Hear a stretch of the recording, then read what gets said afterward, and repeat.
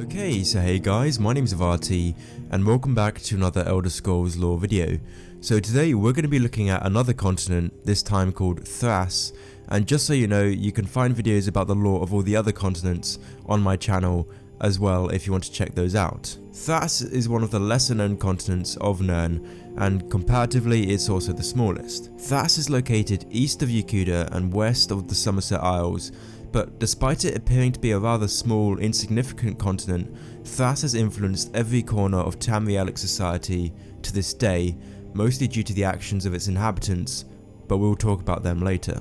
Mystery is something that engulfs Thrass almost fully, but we do know a little about its geography and climate thanks to ultimate travellers who visited the islands and lived to tell the tale. Various maps that have been made show a group of 16 islands in a semicircle, like a partially submerged coral atoll. However, the number and size of the islands have varied according to the maps that have been made, which do not seem to concur, suggesting that the amphibious inhabitants of these islands have a volatile kingdom which fluctuates in landmass, either due to the tides or some other less natural means. The largest of the islands, Angonio, seems to be the most stable, and it's thought that it's the main inhabited island within these isles. Whilst the lack of information in relation to the islands is mysterious, it's due to one piece of information that we do have that really makes people question the nature of Thrass and its inhabitants, the Sload. Many Altmer have been captured by the Sload, but a few were able to escape and tell the tale of a brackish lagoon in the centre of the island chain.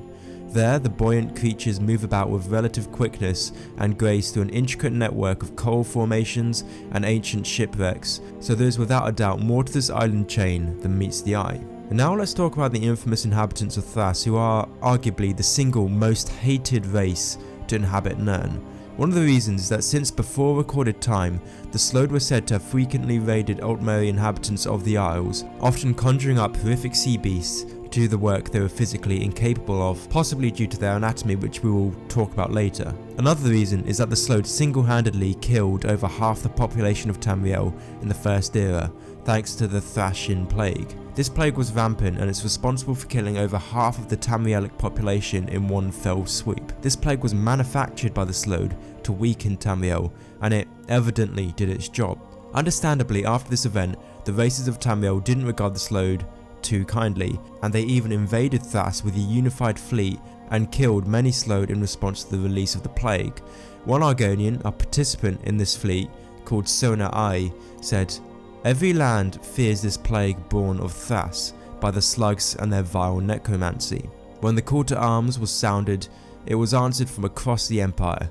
Colovian galleys, Redguard corsairs, Breton warships, Aldmeri cutters, even Black Marsh freebooters like me and much of our crew. Never have I known such a force to set sail together.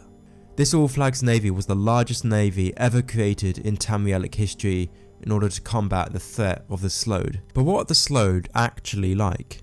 The Sload are said to be reminiscent of Jabba the Hutt, according to the developers of the Elder Scrolls Redguard, who took inspiration from the Star Wars character in their creation of the Sload, Nagasta. The fact that their anatomy is inspired by Jabba the Hutt indicates that they are probably quite frail and have weak bodies, but this frailty is certainly countered by their intelligence. They possess incredibly strong minds and are good thinkers, though this natural gift is generally hampered by the Sload's incredibly cautious nature, as before making any decisions, they take every single option into account, so although their actions are extremely deliberate, this can be very disadvantageous in tense situations which require them to make decisions quickly. The Sload also do not have the same sense of morality as Man or Mer do, having no issues with committing acts of blasphemy, theft, torture, kidnapping, murder, genocide, or other similar atrocities. Sload are unable to sincerely display notable human emotions beyond that of greed.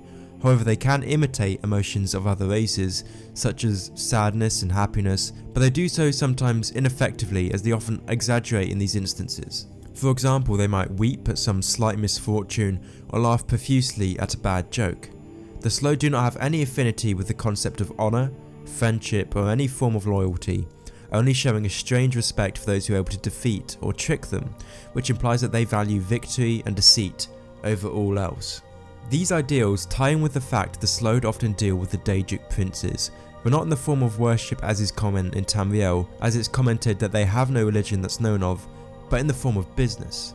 The Slode will do anything it takes to carry out their plans, and this includes making deals with the Daedric princes. Their respect for deceit and lack of morality is reinforced by the fact that the Slode revere necromancy above all else. Necromancy is effectively what Slode society revolves around, as it's implied it's something basically every Slode is adept at practicing. They use this unorthodox skill to their immense advantage as they reanimate dead sea monsters as well as people and other creatures to fight for them.